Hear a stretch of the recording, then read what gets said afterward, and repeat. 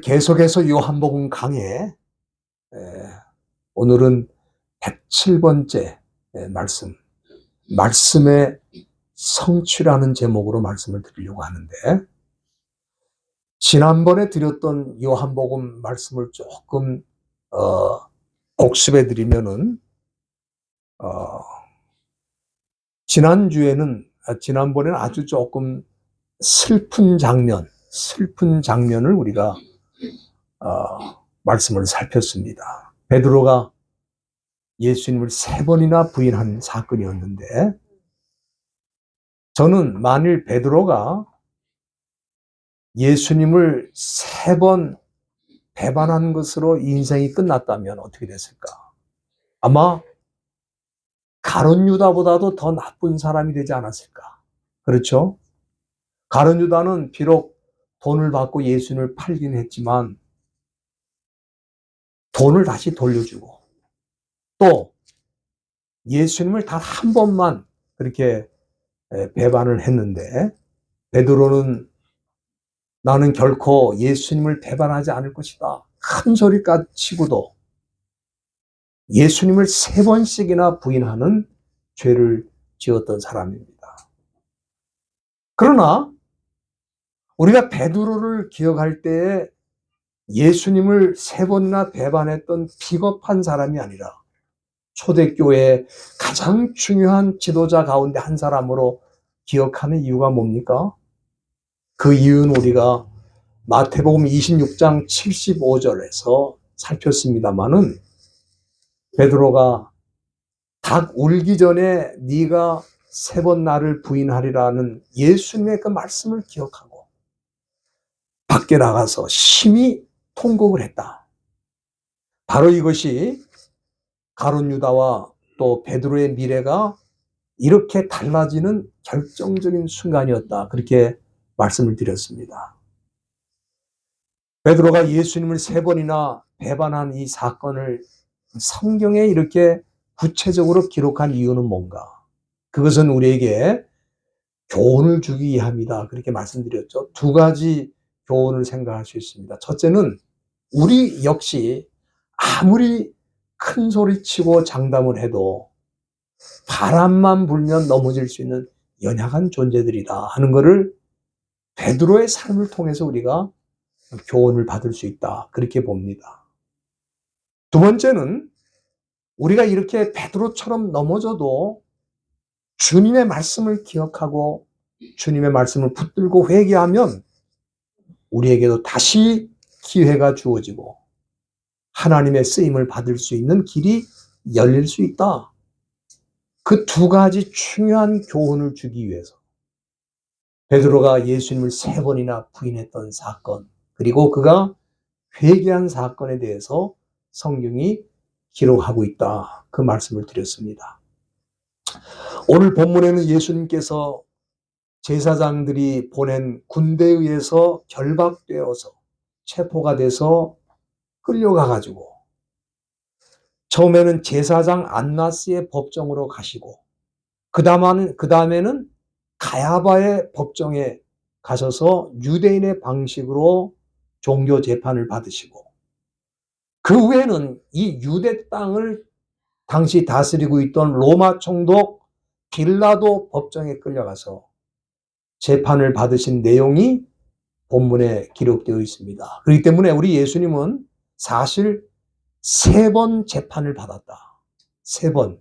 첫째는 안나스의 법정에 가셨고, 그 다음에는 가야바 법정에 가셨고, 마지막으로 빌라도의 법정에 가셔서 3번을 재판을 받으셨습니다. 오늘 본문 28절 초두에 보면은 저희가 예수를 가야바에게서 관정으로 끌고 가니 새벽이라 그랬습니다. 이 관정은 빌라도의 법정을 뜻하는 것입니다. 그런데 그 시간이 새벽이라고 그랬어요. 그러니까 우리 예수님은 제사장이 보낸 군대에 의해서 끌려가가지고 밤새도록 유대인 법정에서 재판을 받으시고, 새벽이 되니까 이제 또 끌려와서 빌라도 법정에서 재판을 받으신 것이다 라는 것을 우리가 알 수가 있습니다. 본문 29절에 보면은 빌라도는 예수님을 끌고 온 유대인들을 향해서 너희가 무슨 일로 이 사람을 고소하느냐 그렇게 물었습니다. 그들은 예수님에 대해서 행악자라고 하면서 행악자가 아니었다면 우리가 당신에게 넘기지 않았을 것이다. 그렇게 대답을 했어요. 여기 보면은 유대 종교 지도자라는 사람들이 이렇게 아무 죄도 없는 예수님에 대해서 행악자라는 누명을 씌워가지고 빌라도에게 고소하고 있는 모습을 볼 수가 있습니다. 저는 이것을 보면서 종교 지도자들이 타락하면 무슨 일을 하느냐? 죄 없는 사람에게 죄를 뒤집어 씌우는 일을 한다 이 말이에요. 오늘도 그런 일들이 비일비재하게 일어납니다. 종교 지도자라고 하면서 아무 죄도 없는 사람들에게 죄를 뒤집어 씌워가지고 세상 법정에 고소하는 일도 있고 누명을 씌워서 고통을 주는 일들이 교회 밖에서 일어나는 게 아니라 교회 안에서 일어난다 이 말이에요. 당시 종교 지도자들도 마찬가지입니다. 예수님을 빌라도 법정에 끌고 와가지고 뭐라 그래요? 행악자가 아니면 우리가 당신에게 끌고 오지 않았을 것이다. 그렇게 큰 죄를 지었다. 지금 이 말을 하고 있는 거예요. 당시 유대 종교자들, 지도자들의 타락한 모습입니다. 종교가 타락하면 다른 사람들을 용서하고 살려주는 일을 하는 게 아니라 다른 사람에게 죄를 뒤집어 씌우고 죽이는 일도 얼마든지 할 수 있다. 이 종교가 무서운 거예요. 그래서 타락한 종교는 구제받을 길이 없을 정도로 그렇게 두려운 겁니다. 그런데 총독 빌라도는 그들에게 말하기를 아니 너희들이 가서 너희들 방식으로 재판을 해서 벌을 주든지 마음대로 해라.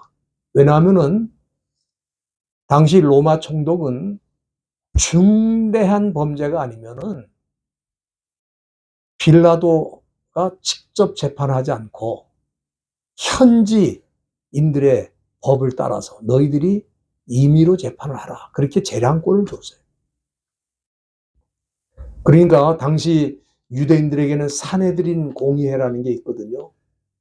그 공의회에서 자기들이 임의로 재판을 해가지고 종교 재판을 해서 처리할 수 있었어요. 이미 그 재판을 하고 온 거예요, 이 사람들은. 너희가 저를 데려다가 너희 법대로 하라. 빌라도가 그 사람들에게 말을 했죠. 그러나 문제가 뭡니까? 그들은 법정에서 종교 재판을 통해서 예수님을 처형하기로 결정을 내렸는데 처형할 권한은 빌라도가 현지인들에게 주지를 않았어요. 그래서 처형하고 싶지만 처형할 권한을 주지 않았기 때문에 그래서 빌라도에게로 데려온 것입니다. 여러분들 오늘 이 본문은 아주 놀라운 말씀을 해주시고 있습니다. 그게 뭐냐 하면은 예수님이 십자가에 죽으시게 된 것은 유대인들이 예수님을 죽이기로 결정했기 때문이 아니고 또 빌라도의 법정에 예수님을 넘겼기 때문에 예수님이 죽임을 당한 것이 아니다 이 말이에요. 사실 예수님께서는 이미 제자들에게 당신이 어떻게 죽으실 것에 대해서 이미 말씀을 하셨어요. 여러분들이 마태복음 20장에 가보면은 18절과 19절 한번 보시길 바랍니다. 거기 보면은 예수님께서 제자들에게 두 가지를 예고해 주신 내용이 나와 있습니다. 첫째는 이제 예수님께서 예루살렘에 올라가시면 대제사장들과 서기관들이 죽이기로 결정할 것이다. 이거를 말씀해 주셨고 두 번째는 그 후에는 예수님을 이방인들에게 넘겨서 그를 능욕하고 채찍질하고 십자가에 못 박게 할 것이다. 이 두 가지를 이미 예고를 하셨어요. 따라서 이걸 예수님께로부터 들었던 사도 요한은 오늘 본문 보세요. 32절 말씀에 보면 뭐라고 합니까? 그 유대인들이 예수님을 끌고 빌라도 법정으로 데리고 와서 예수님을 십자가에 못 박아 죽이게 된 것에 대해서 뭐라고 말합니까? 이는 예수께서 자기가 어떠한 죽음으로 죽을 것을 가리켜 하신 말씀을 응하게 하려 합니다. 다시 말씀드리면은 유대인들이 모든 것을 자기 뜻대로 자기들이 결정한 대로 이루어지는 것으로 생각했잖아요. 예수님을 체포하는 것도 또 자기들의 법정에서 예수님을 사형시키기로 결정한 것도 빌라도에게 끌고 온 것도 뭐예요? 다 자기들의 뜻대로 자기들이 결정했기 때문에 그렇게 되는 것으로 지금 생각하고 있다 이 말이에요. 그러나 실제로는 뭐예요? 예수님이 이미 말씀하신 대로 이루어져 가고 있다 그 말이에요. 이번에 우리 참 천국으로 가신 고 원희천 목사님 생각해 보면은 수술을 2번 받으시고 건강이 많이 좋아지셔가지고 정신도 온전하시고 너무 행복한 시간들을 보내셨어요. 공부도 하시고 운동도 하시고. 그래서 저는 한 몇 년은 충분히 더 사시겠다 그렇게 생각을 했는데 우리 하나님께서는 모든 사명을 다 마치신 우리 목사님을 가장 행복한 모습으로 가장 좋은 때에 불러가셨다 이 말이에요. 우리들도 마찬가지입니다. 우리 인생이 1000년, 10,000년 살 것 같아도 인간의 생명은 다 하나님의 주권적인 손 안에 있으며 살고 죽는 게 다 뭡니까? 주님의 뜻대로 되는 거예요. 우리 뜻대로 되는 게 아닙니다. 그렇기 때문에 우리가 잘 아는 말씀 있지 않아요? 잠언 16장 9절 말씀 여러분들 너무 잘 아시죠? 거기 보면은 사람이 마음으로 자기 길을 계획할지라도 그 걸음을 인도하시는 자는 여호와시다. 우리가 계획을 세우고 우리가 무슨 의논을 해도 결과적으로 그 결정권은 우리에게 있는 게 아니라 하나님 손 안에 있다 그 말이에요. 여러분 이걸 믿으시죠? 이걸 믿는 사람들은 하나님의 백성이고 이걸 믿지 못하고 내가 결정한 대로 내가 계획한 대로 내가 뜻한 대로 모든 것이 이루어진다고 생각하는 사람은 세상 사람들이에요.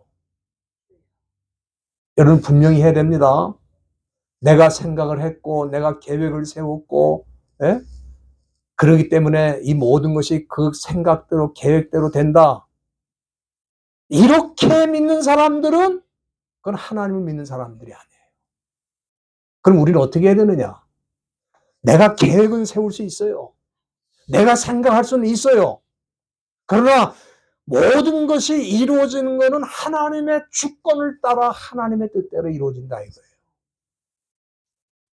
저도 개인적으로 지금까지 살면서 생각해 보면은 제 뜻대로 된 건 별로 없는 것 같아요.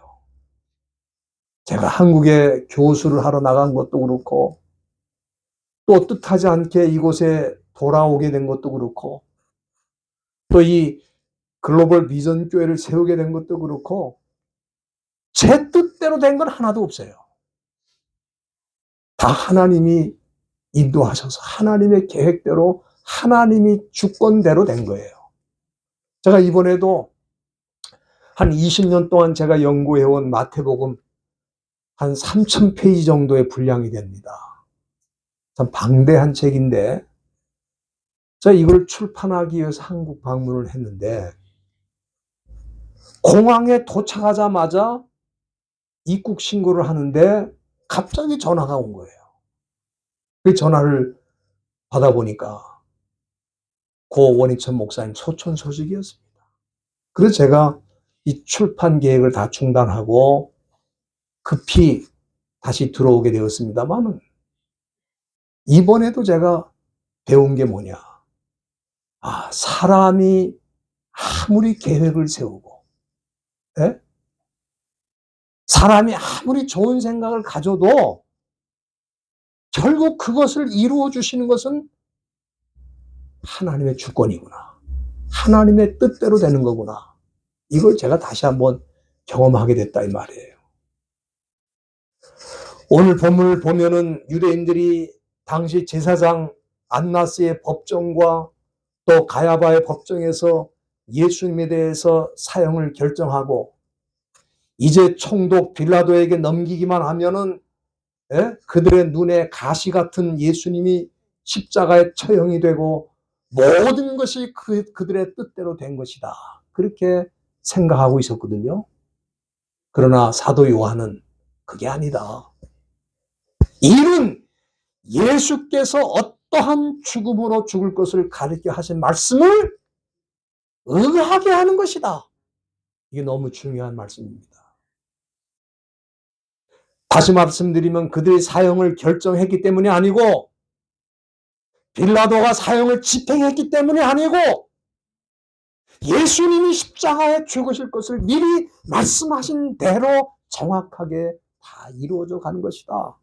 사도 요한은 그렇게 보고 있는 거예요. 그리고 아마도 유대인들이 예상하지 못한 것이 한 가지 더 있었을 것입니다. 그건 뭐냐면은, 유대인들은 어떻게 생각했어요? 이제 예수님을 십자가에 못 박아 죽이면 다 끝이다. 속으로 얼마나 좋아했겠어요. 그런데 그들이 예상하지 못한 일이 일어났습니다. 그것은 우리가 아까 읽었던 마태복음 20장 19절의 끝부분에 보면은 예수님이 뭐라고 말씀하셨냐면은, 이제 내가 죽임을 당하고 제3일에 다시 살아날 것이다. 여러분들 이거 예상한 사람이 있어요? 정말 이런 일이 일어날 것이라고 생각했던 사람이 그 당시에 한 사람이라도 있었습니까? 제자들 가운데도 그런 사람이 없고, 유대인들 대부분 종교 지도자들 마찬가지입니다. 예수님 죽으면 끝이지, 죽은 다음에 사흘 만에 부활하실 것을 생각하고 예상했던 사람들이 어디 있어요? 그러나 예수님이 말씀하셨기 때문에 말씀하신 대로 그대로 이루어진 거예요. 예수님의 부활은 이 세상에 그 누구도 예상하지 못한 일이지만, 예수님 말씀하셨으니까 말씀하신 대로 이루어진다 이 말이에요. 또 부활하신 예수님은 하늘로 승천하셨고 장차 다시 오실 것을 말씀하셨잖아요. 저는 우리 주님 말씀하신 대로 분명히 이 세상에 다시 올 것을 저는 믿습니다. 네? 성도 여러분들, 우리가 얼마든지 마음으로 생각하고 또 계획을 세울 수 있습니다. 그것까지 성경이 그렇게 하지 말라고 하는 거 아니에요. 우리가 다 계획도 세우고 또 생각도 할 수 있어요. 그러나 분명한 건 뭐냐? 우리가 생각했다고, 우리가 계획을 세웠다고, 우리가 결정했다고 이루어지는 것은 아니다 이 말이에요. 오직 하나님의 계획대로, 오직 하나님의 주권대로 모든 것은 정확하게 하나님의 플랜대로 이루어지는 것이고, 심지어 인간이 한 번도 예상해 보지 못했고 계획해 보지 못한 일도 하나님이 정하신 것이면 때가 되면 그의 방식대로 이루어질 줄로 믿습니다. 아마도 이 복음서를 기록했던 사도 요한은 처음에 제사장 안나스와 가야바의 법정에서 예수님을 처형하기로 결정했을 때, 또 그 예수님을 끌고 와서 빌라도에게 넘길 때 이제는 그 사람들의 계획대로 다 되는구나. 아마 그렇게 생각했을 거예요. 그러나 이 복음서를 기록할 당시에 사도 요한은 성령에 충만한 사람이었어요. 그래서 성령님이 깨우치시고 보여주신 대로 기록했는데 무슨 생각이 났느냐? 예수님이 하신 말씀. 예수님이 내가 이제 예루살렘에 올라가면 고난을 당하고 이방인의 손에 의해서 십자가에 죽을 것이다. 돌이켜보니까 예수님이 하신 말씀은 그대로 정확하게 이루어졌구나. 그걸 알고 여기다가 그 말씀을 기록한 거예요. 여러분들, 가룟 유다도 마찬가지고 베드로도 마찬가지입니다. 가룟 유다가 자기가 대제사장들을 만나가지고 예수님을 팔아 넘기기로 결정했기 때문에 예수님이 팔려간 게 아니에요. 요한복음 13장 21절에 보면은 예수님께서 말씀하셨죠. 내가 진실로 너에게 이르노니 너희 중 하나가 나를 팔리라. 말씀하셨잖아요. 가룟 유다는 자기의 결정으로 자기의 뜻대로 예수님을 팔아 넘긴 걸로 생각했지만 우리 예수님께서는 제자 중 하나가 자기를 팔 것을 아시고 미리 다 말씀하셨어요. 그리고 그 말씀대로 이루어진 거예요. 베드로가 예수님을 배반한 것도 마찬가지입니다. 마태복음 26장 34절에 보면은 예수님이 그랬죠. 진실로 진실로 내가 이른다. 오늘 밤 닭 울기 전에 네가 3번 나를 부인할 것이다. 말씀하셨잖아요. 그 말씀대로 된 거예요. 그렇다고 해서 가룟 유다나 베드로가 자기가 지은 죄를 면제받는 건 아닙니다. 우리 주님이 말씀하셨기 때문에 그 말씀하신 대로 이루어졌다는 걸 제가 강조해 드리는 거고, 그 과정에서 죄를 지은 사람은 죄에 대한 책임을 지고 회개하든지 심판을 받는 거예요. 그렇기 때문에 저와 여러분들은 믿는 사람으로서 이 세상 사는 동안에 어떻게 살아야 되느냐, 저는 사도행전 27장에 답이 나와 있다고 봅니다. 거기 보면은 사도 바울이 죄수의 몸이 돼가지고 로마로 끌려가는데 지중해에서 유라굴로라고 하는 광풍을 만나가지고 여러 날 동안 해가 보이지 않는, 여러분 바다에서 24시간 내내 캄캄합니다. 여러 날 동안. 그리고 폭풍이 몰아치고 배가 그냥 다 부서지고, 그러면 다 끝난 거 아니에요? 그래서 사도행전 27장 20절에 보면은 구원의 여망이 다 없어졌다. 다시 말하면 거기서 살아나올 수 있다는 생각을 한 사람은 그 배에 탄 사람 중에 아무도 없었다 이 말이에요. 아무도 없었다. 아주 절망적인 상황이죠. 그런데 그날 밤에 하나님께서 바울에게 말씀하신 거예요. 여러분들 사도행전 27장 24절 한번 보시기 바랍니다. 바울아, 두려워 말라. 네가 가이사 앞에 서야 하겠고 또 하나님께서 너와 함께 행선하는 자를 다 내게 주셨다. 이게 무슨 얘기냐면은 지금 모두가 죽어야 되는 절망적인 상황에서 우리 하나님께서 바울에게 말씀하시는데 뭐라고 말씀하시냐면, 바울아, 네가 살아서 네가 가이사 앞에 재판을 받겠다고 네가 하지 않았느냐. 우리가 가서 재판을 받을 거고 너와 함께 배를 탔던 선장이나 또 뱃사공이나 또 군인들이나 모든 사람들이 다 너와 함께 살 것이다. 아마 바울이 그 얘기를 그 배에 탄 사람들에게 했을 때 저 인간이 미쳤나? 아니 지금 다 죽게 생겼는데 뭘 다 산다고 난리야. 헛소리를 하는 것이라고 생각을 하고 비난했을 거예요. 그런데 사도행전 27장 25절, 이거 중요한 말씀입니다. 한번 보시기 바랍니다. 거기 27장 25절에 보면은 바울이 뭐라고 했냐면은, 여러분들, 나는 내게 말씀하신 그대로 되리라고 하나님 믿습니다. 그랬어요. 여러분, 이게 진정한 믿음의 소유자의 모습입니다. 네? 사도 요한은 오늘 본문에서 예수님의 십자가의 죽음이 예수님이 말씀하신 그대로 이루어진 것이라는 것을 강조하고 있는데, 이 세상에 예수님이 다시 오시는 것도 마찬가지라고 저는 생각합니다. 말씀하신 그대로 될 것이거든요. 여러분들 한번 생각해 보세요.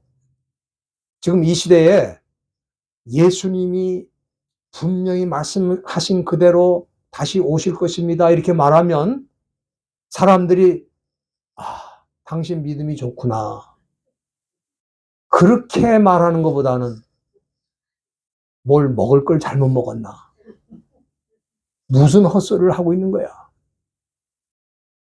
그런 사람이 더 많아요. 예? 아니 과학이 이렇게 발전한 시대에, 지금 우주선이 왕복으로 왔다 갔다 하는 시대에, 아니 우리 예수님이 어디서 다시 오신다는 거야? 그거 믿을 사람은 없어요. 그러나 저와 여러분들은 사도 바울과 같은 자세가 필요하다고 믿습니다. 사도 바울이 뭐라 그래요? 지금 아무도 살 수 있다고 생각하는 사람이 없잖아요, 그 배에서. 선장은 전문가 아닙니까? 배 전문가예요. 선장이 이건 안 된다, 이건 우리는 다 죽는다. 선원들도 마찬가지예요. 평생 배를 탄 사람이거든요. 그런데 아니 사도 바울은 뭐 배 전문가도 아니고 무슨 뱃사공도 아니고, 이런 사람이, 여러분들 안심하십시오, 우리 가운데 한 사람도 죽는 사람이 없고 다 살게 됩니다. 그럴 때에 그거를 믿을 사람이 어딨냐 이 말이에요. 아무도 안 믿는 거야, 아무도. 그때 바울이 나는 내게 말씀하신 그대로 될 것이라고 믿습니다, 이렇게 고백했거든요. 오늘 저와 여러분들도 마찬가지입니다. 이제 성경의 모든 것은 다 이루어져서 한 가지만 남았어요. 그게 뭐냐? 예수님 다시 오신다는 약속이거든요. 이 약속에 대해서 지금 교회 안에 있는 사람들조차 예수님 다시 오신다는 것을 믿는 사람이 점점 줄고 있어요. 예수님이 다시 오신다는 설교도 사라지고 있어요. 이제는 점점 그것을 믿는 사람들이 사라지고 있는 이때, 저와 여러분들은 우리는 성경에서 주님이 말씀하신 그대로 될 것이라고 저는 믿습니다, 이런 신앙으로 가야 된다 이 말이에요. 저는 오늘 사도 요한이 본문을 통해서 아주 중요한 말씀 우리에게 교훈을 주셨다고 봅니다. 그건 뭡니까? 모든 것이 예수님 말씀하신 대로 정확하게 이루어졌다는 거예요.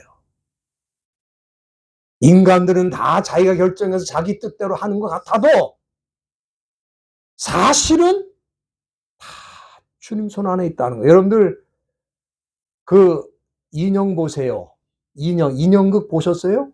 인형극 보시면 인형이 말도 하고 춤도 추고, 예? 어떤 때는 인형이 서로 싸우기도 해. 근데 인형이 싸우는 거예요? 아니면 사람이, 예? 손을 넣어가지고 인형을 꼭 붙들고 서로 이렇게 싸움 시키는 거예요? 그 사람 손 안에 있잖아요, 인형이. 근데 사람들은 사람 손이 그걸 움직인다는 걸 생각지 않고 그 인형에 푹 빠져가지고 저 인형 나쁘네, 저 인형은 착하네, 이제 이러고 있어요. 마찬가지입니다. 유대인들이 자기들이 이제 예수를 죽이려고 결정했으니까 죽는다, 그렇게 생각하고 있을 때 사도 요한은 그게 아니다, 주님이 말씀하신 대로 이루어지는 것이다, 오늘 그거를 분명히 보여준 거예요. 저와 여러분들도 이 시대에 하나님의 백성으로 살면서 모든 것은 하나님의 주권대로 이루어진다는 걸 믿고 그 약속대로 날마다 믿음으로 한 걸음씩 두 걸음씩 전진하시기를 주님의 이름으로 부탁드립니다. 기도하시겠습니다. 하나님 아버지, 오늘 사도 요한을 통해